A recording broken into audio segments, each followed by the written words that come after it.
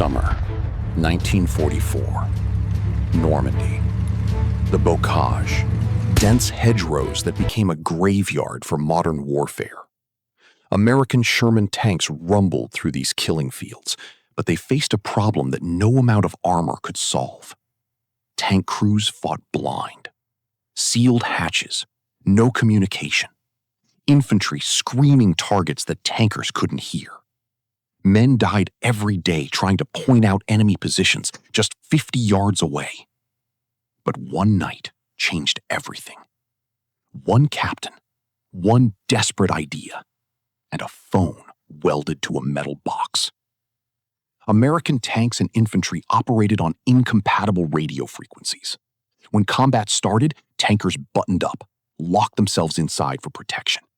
From there, they were effectively deaf. Infantry needed to guide these 30-ton machines toward enemy machine guns, anti-tank positions, snipers in the hedgerows. But how? Soldiers tried everything, banging on the hull with rifle butts, waving frantically in the open, exposing themselves to fire, running in front of moving tanks just to point at a target. These were soldiers trying to solve a problem with their bodies because they had no other option. Casualties mounted. Tank infantry coordination was failing at the exact moment they needed it most. The disconnect was killing them. One captain, history didn't record his name, but he deserves to be remembered. What if infantry could talk directly to the tank commander? Here's what he found. A 1938 telephone, an empty ammunition box, 20 feet of field wire. That's it. The telephone handset was mounted outside the tank hull, covered by the ammo box to protect it from shrapnel. The wire ran inside, patched into the tank's internal communication system. Suddenly, a soldier standing outside could pick up that handset and speak directly to the tank commander. No coordination delays, no confusion, no more men dying to communicate basic tactical information. The infantry would say, machine gun, 2 o'clock, 30 yards.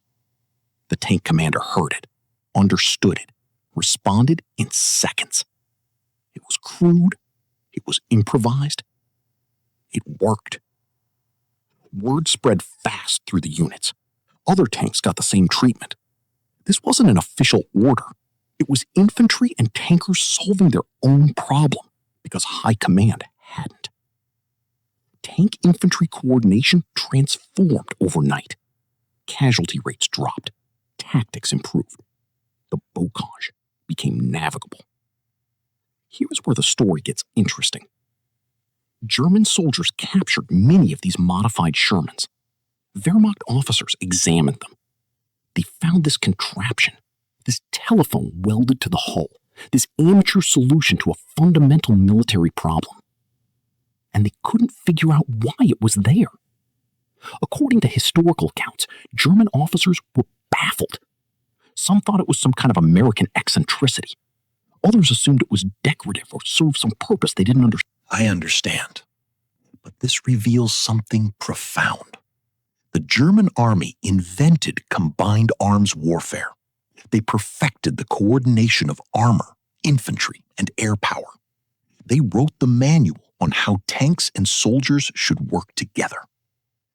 Yet when they saw American tankers solving that same coordination problem with a phone and some wire, they didn't recognize its importance.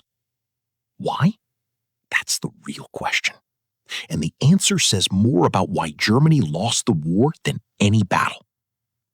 The Wehrmacht was rigid, hierarchical. Solutions came from above. Improvements required paperwork, approval, committees. The American army was adaptive.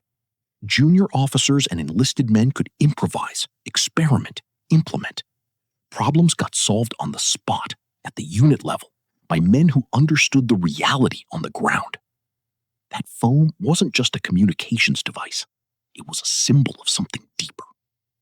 One telephone, 20 feet of wire, a problem solved by the men fighting the war, and an enemy that couldn't recognize innovation when they saw it. That That's how empires fall.